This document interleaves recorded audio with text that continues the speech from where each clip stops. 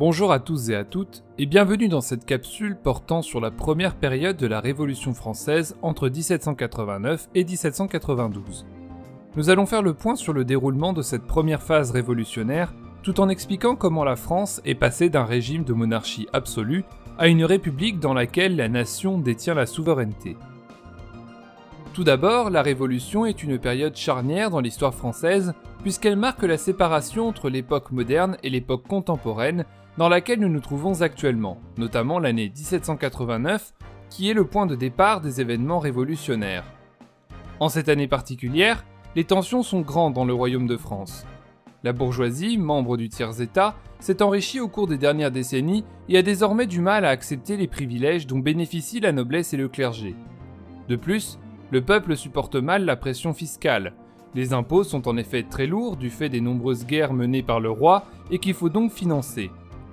Enfin, il faut également rappeler que depuis le XVIIe siècle, l'Europe est un espace de circulation privilégié des idées de liberté et de remise en cause du pouvoir monarchique, idées propagées par les philosophes des Lumières. Face à cette situation et dans l'espoir de régler les problèmes fiscaux du royaume, Louis XVI convoque en mai 1789 les États généraux. Les représentants des trois ordres sont invités à se rassembler pour trouver des solutions et les soumettre au roi. Cependant, face au refus du roi de mettre en place un vote par tête au lieu du vote par ordre, les députés du tiers-état font le choix de se retirer et se proclament Assemblée nationale le 17 juin.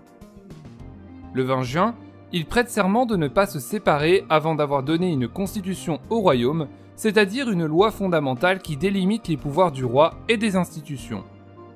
Cet événement constitue une révolution politique puisque l'on assiste à un transfert de la souveraineté du roi vers le peuple, dont les représentants élus s'emparent du pouvoir législatif.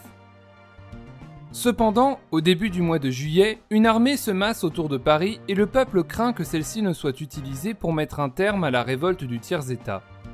Face à cette crainte, les Parisiens se soulèvent et s'attaquent à la prison de la Bastille, symbole du pouvoir arbitraire et absolu du roi, qui est prise le 14 juillet 1789. Cet événement signe le début de la révolution armée face au roi de France. Elle provoque en parallèle la diffusion de la grande peur dans les campagnes, où les paysans s'attaquent au château des seigneurs afin de dénoncer les privilèges dont ils jouissent. Pour calmer les esprits, les députés de l'Assemblée nationale votent le 4 août 1789 l'abolition des privilèges qui met un terme à la société d'ordre.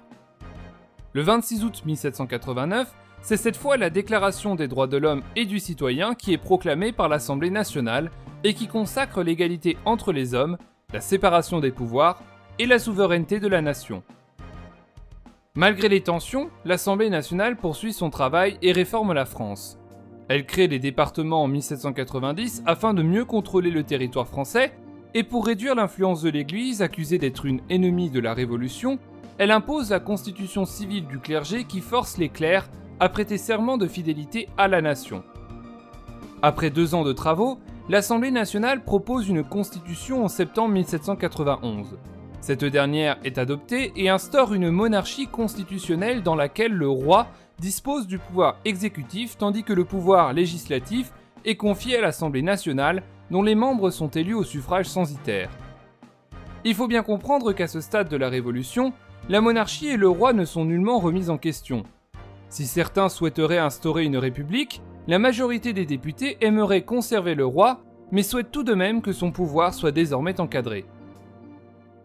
Cependant, inquiet de voir la situation et le pouvoir lui échapper, Louis XVI s'enfuit et tente de gagner l'étranger afin d'obtenir l'appui des puissances étrangères favorables à un pouvoir monarchique absolu.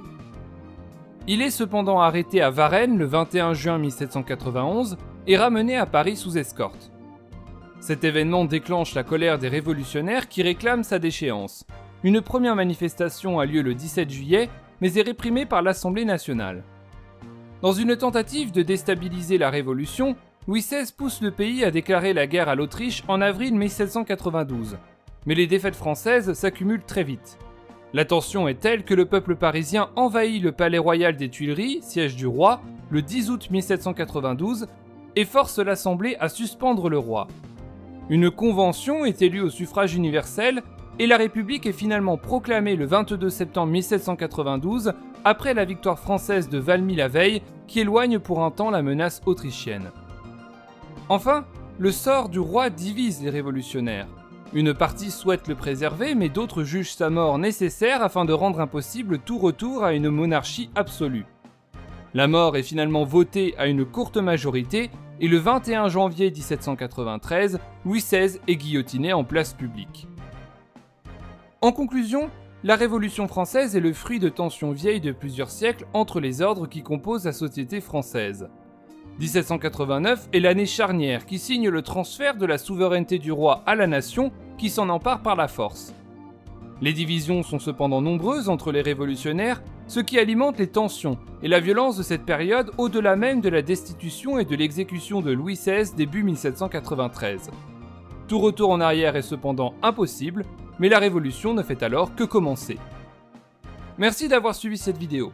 Dans la suivante, nous verrons comment la nation française s'est déchirée entre 1793 et 1799, avec la période dite de la Terreur, et comment la Révolution s'est achevée par un coup d'État mené par un certain Napoléon Bonaparte. N'hésitez pas à vous abonner pour ne pas manquer les prochaines sorties, et en attendant, je vous souhaite de bonnes révisions.